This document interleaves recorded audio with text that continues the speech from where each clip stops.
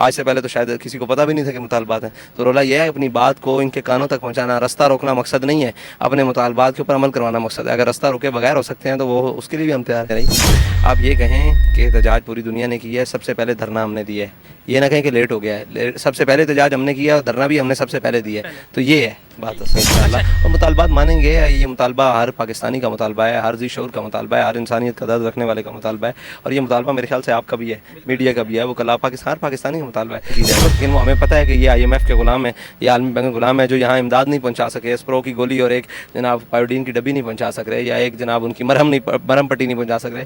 وہ بیچاروں نے کہاں جنگ لڑنی رہا ہے. اور مجھے بتائیں دہشت گردی کی تعریف کیا ہے. میں پوری دنیا کے میڈیا سے پوچھتا ہوں, اور پوری دنیا کی انسانی حقوقی تنظیموں NGO سے پوچھتا ہوں, اقوام متحدہ سے پوچھتا ہوں, آپ سے پوچھتا ہوں, آپ کے توسط سے پوری دنیا سے پوچھتا ہوں کہ دہشت گردی کی تعریف کیا ہے. یہاں ذرا سی بات ہوتی ہے, ذرا سی یہ ہوتی ہے تو جناب وہ کہتے ہیں دہشت گردی ہوگی, دہشت گردی ہوگی. تو جہاں دہشت گردی ہو رہی ہے اس کو دہشت گرد کہنے میں کیا حرج ہے.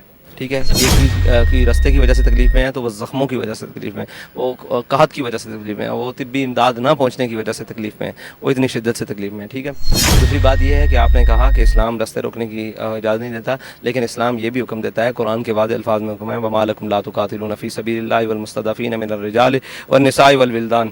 تم ان کمزوروں اور ضعیفوں کی اور کمزوروں کی مدد کیوں نہیں کرتے, وہ جو پکار کے کہہ رہے ہیں یقولون ربنا اخرجنا من هذه القرية الظالم. تو اس قرآن کے بات پر کسی نے عمل کیا چاہیے. پھر آپ کہتے ہیں لیٹ آئے ہیں, پھر آپ کہتے ہیں 10 مہینے بعد. بھئی 10 مہینے تک تو ہم چیختے رہے ہیں کہ کچھ کریں. اب جب ہم نے ہماری بات نہیں سنی گئی تو ہم روڈ پر آگے بیٹھ سکتے ہیں, اور کہاں بیٹھیں مجھے بتائیں. کوئی دنیا میں طریقہ ہے ان بے حس اور بے غیرت اور بے شرموں کے کانوں تک آواز پہنچانے کا؟ کوئی دنیا میں اور طریقہ ہے؟